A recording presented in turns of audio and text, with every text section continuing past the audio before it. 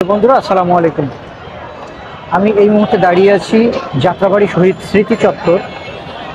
আমি যদি আরেকটু বিস্তারিত বলতে চাই, এটা হচ্ছে মূলত যাত্রাবাড়ি যে গোল চত্বর, সেই গোল চত্বর এটি কিন্তু নতুন করে নামকরণ করা হয়েছে যাত্রাবাড়ি শহীদ স্মৃতি চত্বর।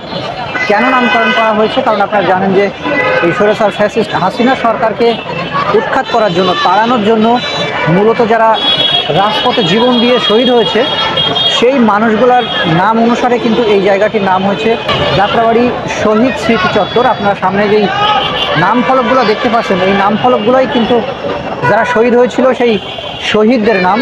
আমি যদি একটু কাছে গিয়ে আপনাদের দেখাই, এইখানে যে নাম ফলকগুলো আপনারা দেখতে পাচ্ছেন, এখানে মোট 48টি নাম ফলক এখানে খোদাই করা আছে। 48টি নাম ফলকের ভিতরে 26টি একদিনেই শহীদ হয়েছিল, অর্থাৎ 5 তারিখে 5ই আগস্ট একদিনেই শহীদ হয়েছিল এখানে 26 জন মানুষ। আর প্রথম শহীদ হয়েছিল 18ই জুলাই। এখানে 18ই জুলাই থেকে শুরু করে অলরেডি 18ই জুলাই থেকে 5 আগস্টের পর পর্যন্ত যত মানুষ শহীদ হয়েছে 48 জনের নামের ফলক এখানে স্থাপন করা হয়েছে। এই যে আপনারা দেখলে বুঝতে পারবেন যে নাম দেওয়া হয়েছে শহীদ ঐক্য চত্বর, স্থাপিত হয়েছে 21 অক্টোবর 2024। বাস্তবায়নে জুলাই বিপ্লব পরিষদ।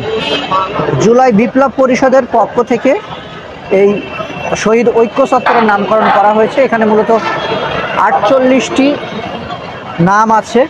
আমি উপরে উঠি, আমি পিছন ফিরে দেখাচ্ছি যে সামনে যেই বিল্ডিংটি আপনারা দেখতে পাচ্ছেন, আমার পিছনে নাম ফলক এবং সামনে যে বিল্ডিংটি দেখতে পাচ্ছেন মূলত ওই বিল্ডিংটি হচ্ছে যাত্রাবাড়ি থানা। নামটা যদি আমি আরেকটু ভালো করে আপনাদেরকে দেখাই, একটু দূরে খেয়াল করে দেখতে পারবেন, উপরে যাত্রাবাড়ি থানার সামনেই। এই যাত্রাবাড়ি থানার যে পুলিশ সদস্যরা ছিল, এই পুলিশ সদস্যরাই কিন্তু এইখানে পাখির মতো গুলি করে এই 48 জনকে শহীদ করেছে এই যাত্রাবাড়িতেই।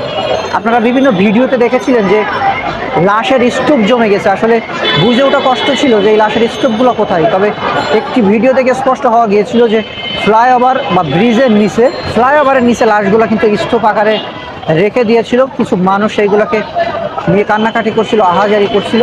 সেই মানুষগুলোর মূলত নাম ফলক এখানে স্থাপন করা হয়েছে। মোট 48 জন শহীদের নাম ফলক এখানে স্থাপন করা হয়েছে। তার ভিতরে একটি গুরুত্বপূর্ণ নাম আছে, আমি যদি আপনাদের দেখাই, সেটা হচ্ছে আব্দুর রহমান জিসান। একটু খেয়াল করে দেখেন, আব্দুর রহমান জিসান চাকরিজীবী, জন্ম তারিখ 18 জুন 2001, শহীদ হয়েছেন 5ই আগস্ট 2024।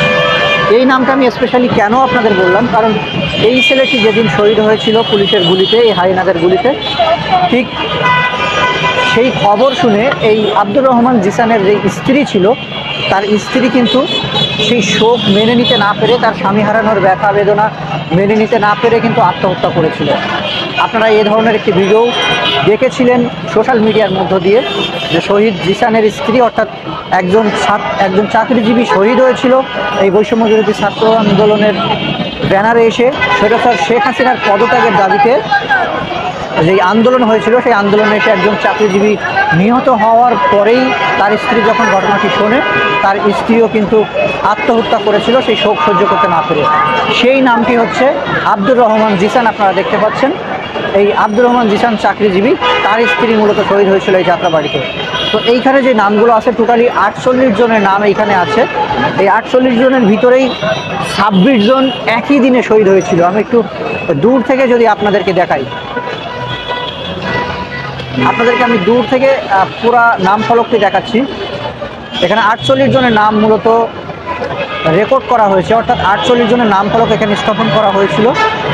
48 জনের নাম ফলক এখানে স্থাপন করা হয়েছে। এই 48 জনের ভিতরে 26 জনই কিন্তু একই দিন, অর্থাৎ 5ই আগস্ট, যেদিন স্বৈরাচার ফ্যাসিস্ট শেখ হাসিনা এই বাংলাদেশে চলে গেছে, সেই দিনও মধ্যরাত পর্যন্ত এখানে পুলিশ নির্বিচারে পাখির মতো গুলি করেছে। আপনারা কে কোথা থেকে দেখছেন কমেন্ট করে জানাবেন, এবং এই বিষয়ে আপনাদের কোনো মন্তব্য থাকলেও আপনারা কমেন্টে জানাতে পারেন। অর্থাৎ এই যে শহীদ ঐক্য চত্বর নাম ফলক স্থাপন করা হয়েছে, 48 জন শহীদের নাম একত্রিত করে একটি ফলক তৈরি করা হয়েছে, একটি মিনার তৈরি করা হয়েছে যাত্রাবাড়ি গোল চত্বরে। এই বিষয়টি আপনাদের কাছে কেমন লেগেছে, বিষয়টি আপনারা অবশ্যই জানাবেন।